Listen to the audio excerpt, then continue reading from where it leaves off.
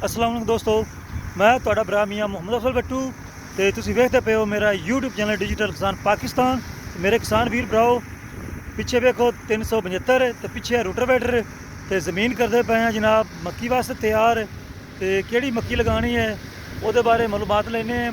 ਆਪਣੇ ਕਜ਼ਨ ਤੋਂ ਮੈਂ ਪੁੱਛ ਲੈਣਾ ਵੀ ਕਿਹੜਾ ਸੀਡ ਲਗਾਉਣਾ ਹੈ ਤੇ ਤੁਹਾਨੂੰ 375 ਦੀ ਪਰਫਾਰਮੈਂਸ ਵਿਖਾਈਏ ਤੇ ਫਿਰ ਤੁਹਾਨੂੰ ਦੱਸਣੇ ਵੀ ਕਿੰਨੇ ਹਲ ਸਵਾਗੇ ਕਰਨੇ ਨੇ ਤਾਂ ਕਿ ਜਿਹੜੇ ਨਵੇਂ ਕਿਸਾਨ ਵੀਰ ਲਗਾਉਣ ਵਾਲੇ ਹੈਗੇ ਨਾ ਮੱਕੀ ਵਗੈਰਾ ਉਹਨਾਂ ਨੂੰ ਪਤਾ ਲੱਗ ਜਾਵੇ, ਕਿਉਂਕਿ ਡੀਜ਼ਲ ਕਾफ़ी महंगा है तो हथ ਹੁਣ थोड़ा ਜਿਹਾ नप के रखना पवेगा। आओ चलिए दोनों परफॉर्मेंस भी खाइए तो गलबात भी करते हैं। तो दोस्तों है जी हाईब्रिड तो सामने पानी वेखते पे कद्दू फिर पे 1509 की लाभ लगती पई है, ए सामने भी लगती पई है।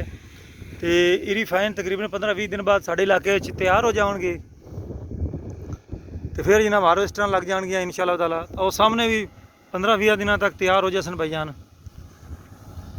तो इत्थे लगनी है जनाब मकई। तो दोस्तों पानी की कमी की वजह नाल मक्की लगती पई जे, क्योंकि पानी जिहड़ा है ना बारिशां साढ़े इलाके तक बहुत ही घट ने, सज्जे खब्बे तक काफ़ी हो रही ने। बाकी अल्लाह ताला साढ़े इलाके भी खैर तो फसल की बारिश दे देवे। लेकिन मकई जिहड़ी है ये पानी थोड़े नाल भी गुजारा कर जाती है, क्योंकि चौथे दिन पहले लगेगा पानी, फिर हफ्ते बाद लगेगा। तो फिर इसका जोड़ा रेट है 2200-2100 चलता पिया है। भारी मक्की जी उतरी सी तो हुण जी लगनी है खास करके मौसमी ये भी पूरी लगेगी, क्योंकि काफ़ी मुंजी लग रही है। ईरी फाइन काफ़ी लगे ने, हाईब्रिड भी काफ़ी लगे ने। 1509 तो फिर अखीर ही है ना, बहुत लगते पे ने। तो चंद किले जोड़े है ने, चंद किलियां ते तिल या तिली की काश्त भी हुई है। उस दे नाल नाल जो बाकी रकबा बचे है, जो बाकी रकबा बचे जनाब दोस्तों उहदे ते मक्की लगेगी इंशाअल्लाह ताला। तो यह तुसीं चेक करो, किसान मट्टी नाल मट्टी हो जाता है, कितना गट्टा है, खुश्क जमीन है।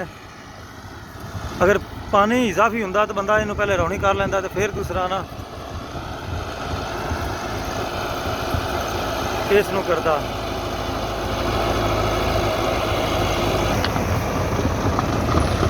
तो किसान वीरो जमीन की जी तैयारी है इत्थे हैगी सी कणक ते 2 डिस्कां फेरियां ने।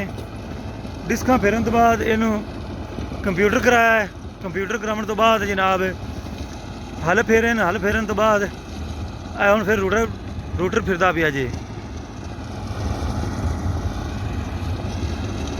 दोहरा रूटर फिरदा पिया, पहले एक बारी इंज लम्मा फेरिया पिया जी, हुण दूसरा फिरदा पिया। तो किसान वीरो मैं अपने कज़न तो पूछा भी इत्थे किहड़ा सीड लगाना, वो कहंदा पे P4040 पिछले साल लगाया सी, बहुत वधिया उसकी जिहड़ी है एवरेज निकली सी। जदों भी तुसां सीड खरीदना है किसी इंसान को खरीदना है, 2 नंबरीए को नहीं खरीदना, ताकि सारा दारोमदार अपना सीड ते ही हुंदा जे। तो उस दे नाल नाल एक DAP कहंदा पिया है, 4 बोरी यूरिया लावनी पैसी दी। खर्चे काफ़ी हो जासन, ये कोई शक नहीं। तो जमीन इस तरीके बनाओ ताकि जमीन अगे ट्रैक्टर दे बजे। हुण जो रूटर फिर जासन फिर जनाब इनकी तैयारी होगी, 2-4 हल्लां वजनगियां, हो सकता डूंगा हल भी वज जाए। जे डूंगा हल ना मारिए तो वैसे हल टीलर जोड़ा है वो जरूर मारना पवेगा। तो सुहागे की जगह तो यह आप जोड़ा ना रूटर फेरते पे हैं। तो दोस्तों मक्की का रेट बल्कि हम जिस तरीके महंगाई हुई है उस तरीके फसलों का रेट भी उम्मीद है ज़्यादा तो ज़्यादा ही होगा, क्योंकि जिस तरीके बाहरों तेल महंगा आता है या कोई चीज़ भी बाहरों आप लेने, कणक लेने हैं वो भी महंगी आती है। इस तरीके हुण कदर पै गया है फसलों का भी। तो अगर हुकूमत किसानों को कुछ ना कुछ रिलीफ देवे तो किसान ज़्यादा तो ज़्यादा बिजाई करन, ताकि अपने मुल्क दे विच खुराक की कमी ना आवे।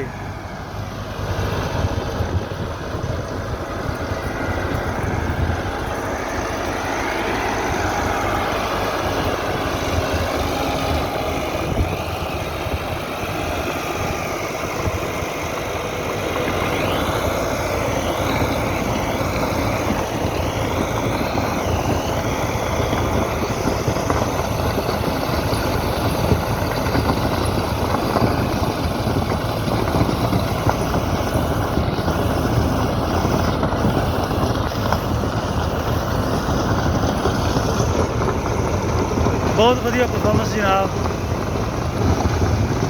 ਉਗਾੜੇ ਦਾ ਬਣਿਆ ਹੋਇਆ ਜੇ ਰੂਟਰ।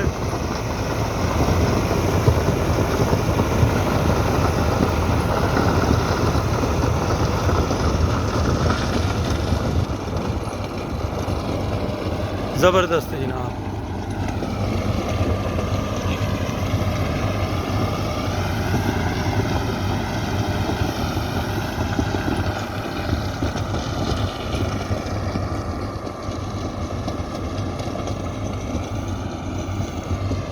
मट्टी बहुत ज़्यादा धूल उभरी खड़ी है क्योंकि खुश्क मट्टी सी, बहुत ही ज़्यादा धूल। तो किसानों का काम भाई बहुत औखा होंदा है, लेकिन ठंडे कमरे च बहन वाले, असैंबलियां च बहन वाले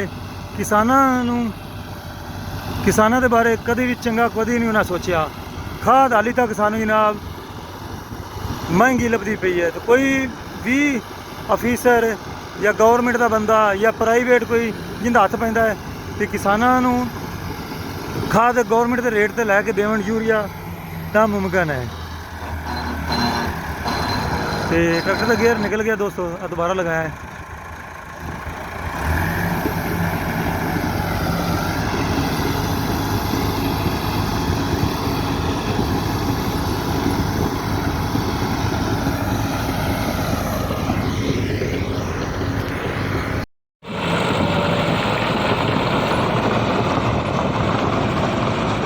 मेरे किसान वीरों, जिन्नी देर किसान जोड़े है ने ये इतफाक नहीं करनगे, इकट्ठे नहीं होणगे, उन्नी देर जनाब खाद माफिया है या आयल माफिया है, ये सारे जनाब तकड़े ने या कोई मंडी माफिया है जिते किसान अपनी फसलें बेचते हैं। तो असल फायदे वही उठाते हैं। तो जमींदार जोड़ा है खर्चे बहुत बढ़ गए ने, उस दे मुताबिक किसानों को अगर रेट ना लभ्या तो किसानों की दूई टुट जासी थी। ट्रैक्टर जोड़े है इन्हों की कीमत आसमान से पहुँच चुकी ने, ज़राई हालात महंगे हो चुके हैं। यकीन मनो हुण तो ट्रैक्टर ही नहीं खरीदा जाता पे, जिन्ना ट्रैक्टर महंगा हो गया है। रूटर वैटर महंगे हो गए, हल महंगे हो गए, हर चीज़ महंगी हो गई। महंगाई का तूफान आ गया है। अगर उस मद्दे मुकाबले साड़ियाँ फसलों का रेट ज़्यादा नहीं होगा तो यदा मतलब है भी किसान जोड़ा है वो सीधा नहीं हो सकता, क्योंकि किसान तो पहले ही मारिया पिया है।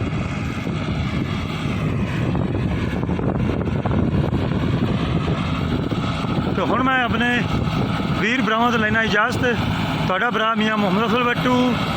अल्लाह हाफिज़। पाकिस्तान जिंदाबाद।